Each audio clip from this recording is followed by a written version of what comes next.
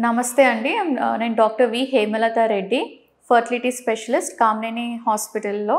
So, PCOS అంటే it's group of disease. అంటే మనకి స్కాన్ ఫస్ట్ చూసుకుంటే ఓవర్ వెయిట్ ఉంటున్నారా?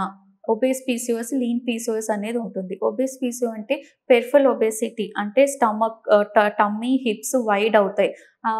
ఈ మెడ దగ్గర నల్లగా ఉండటము అండ్ ఎక్కువ హెయిర్ గ్రోత్ ఫేస్ పైన, పొట్ట పైన, బ్యాక్ పైన ఎక్కువ హెయిర్ గ్రోత్ ఉండటము అండ్ అండర్ ఆర్మ్ దగ్గర ఇట్లా నల్లగా అవ్వటము ఇవన్నీ ఉంటాయి. అంటే ఇవన్నీ ఏంటంటే ఇన్సులిన్ రెసిస్టెంట్ హైపర్ ఆండ్రోజెనిక్ అంటే టెస్టోస్టెరోన్ ఎక్కువ సింప్టమ్స్ ఇవన్నీ. వీళ్ళు ఎక్సర్సైజ్, డైట్ ఇవన్నీ చేసేసరికి కొంచెం వెయిట్ తగ్గేసరికి ఆ ఎఫెక్ట్ ఉంటుంది బాడీ పైన. సో, ఇది చాలా లాంగ్ టర్మ్‌లో తగ్గుతుంది. అండ్ దీనివల్ల స్పెషల్ డైట్ కూడా తీసుకోవాలి వీళ్ళు. అండ్ లీన్ పీసీఓఎస్ ఉంటాయి. బాగా సన్నగా ఉంటారు. కాకపోతే వీళ్ళకి పీరియడ్స్ రెగ్యులర్‌గా రావు. అండ్ ఈ సింప్టమ్స్‌తో ఉంటారు. సో, వీళ్ళని ట్రీట్ చేయడం కష్టం. ఇంకొకటి ఏంటంటే స్కాన్‌లో పెరిఫెరల్ అరేంజ్డ్ ఫాలికల్స్ అనేది ఉంటుంది. మధ్యలో స్ట్రోమా థికెన్ ఉంటుంది. అది కొంచెం ఓవరీస్ బల్కీ ఉండటం.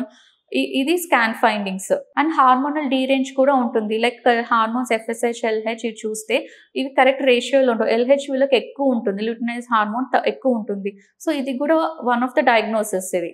మీకు సంతాన సమస్యలు ఉంటే సపోజ్ 30 ఇయర్స్ లోపల ఉన్నారు. 1 ఇయర్ నుంచి ట్రై చేస్తున్నారు. అయినా అవ్వట్లేదు అంటే ఒక ఫర్టిలిటీ స్పెషలిస్ట్‌ని వెంటనే కలవండి.